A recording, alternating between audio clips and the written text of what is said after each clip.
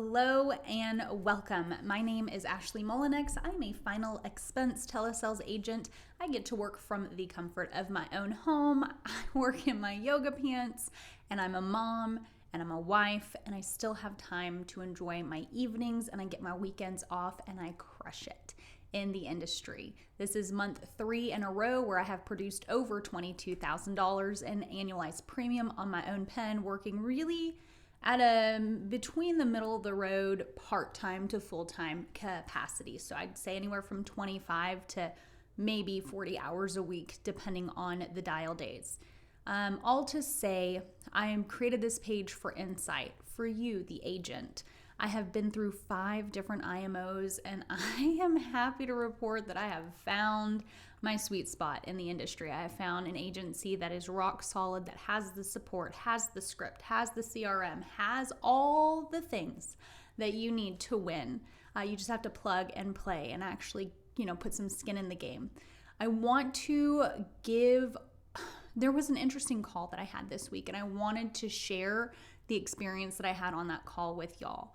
When you have a good script, your presentations should be wash, rinse, and repeat over and over and over again. You should be able to show up and walk Mildred 1, Mildred 2, Mildred 3 through the exact same process. You pitch the same way, you close the same way, you open the same way. Your underwriting is the same. It is all the same.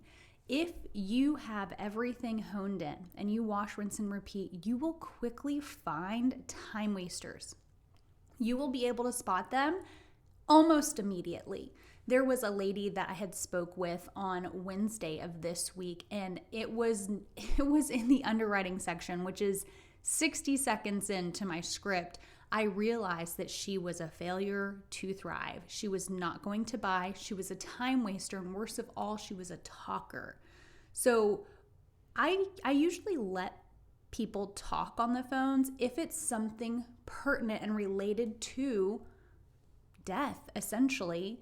If someone's talking about their cousin and how, when they passed away, it was really tough on the family, or I just got a diagnosis and it's got me questioning things, or whatever has to do with the pain they might be feeling that has caused them to press the button, to click, to talk to someone about final expense, I will let them talk until they're blue in the face about it.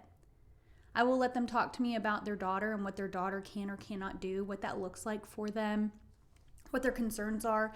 If they're about to lose insurance through a job that they've had for 25 years, I'll let them talk about the type of coverage that they have there. However, when you have what we call a fake Mildred, someone who is kind and sweet and is letting you move through your script, when they interrupt and they start just sharing rando stories, like this one lady this week, I said, okay, have you ever been diagnosed with diabetes? No, I haven't. But you know what? Funny story. Hold on one second, sweetheart. Sorry, not to interrupt, but I just need to let you know. Oh my gosh. So my husband, he plays golf. And then he wasn't feeling good one day, and then he went to a doctor checkup. And did you know that he might be pre-diabetic? And so we're watching his blood sugar level, but when he goes to play golf, let me tell you, he actually works on the golf course, so he gets to golf for free because that's way too expensive. Once this lady started talking to me and sharing that story, I knew right away. She went way off into left field. She's not taking the conversation we're having seriously, because why are we talking about golf when I asked you about diabetes? Makes no sense. So I tried to cut it short. I tried to talk to her. Oh, yeah, no, ha, ha, ha, that's funny. Yeah, I get it. So next, and I move on to the next question. Okay, so no diabetes for you, Miss Mildred. Let me ask you, any history of a heart attack, stroke, cancer before? Oh no, thank God, none of that, but I went to the hospital. I did get tested for it. And then she went right back into another story. I could not get through underwriting.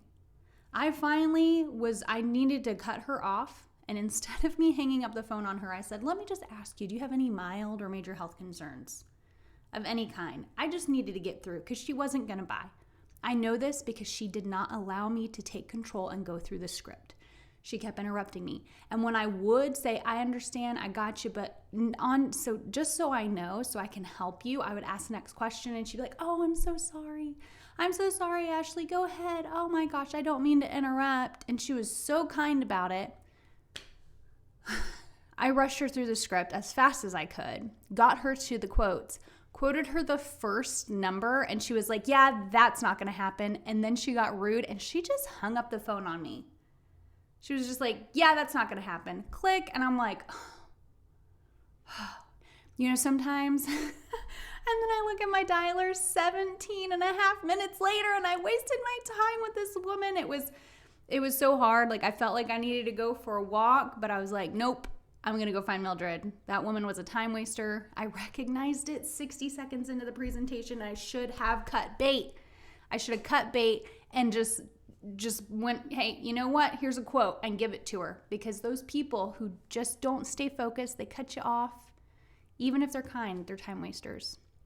The only way that you will know if they are, or even know how to spot them, is by having a good script that you can rinse and repeat and do over and over and over again, because you will hear almost immediately if they're buyers or not. And that's when you know that this has become like really, I don't know, for me, it's just become really fun. You can anticipate, like, your sales skills are on point when you can get there.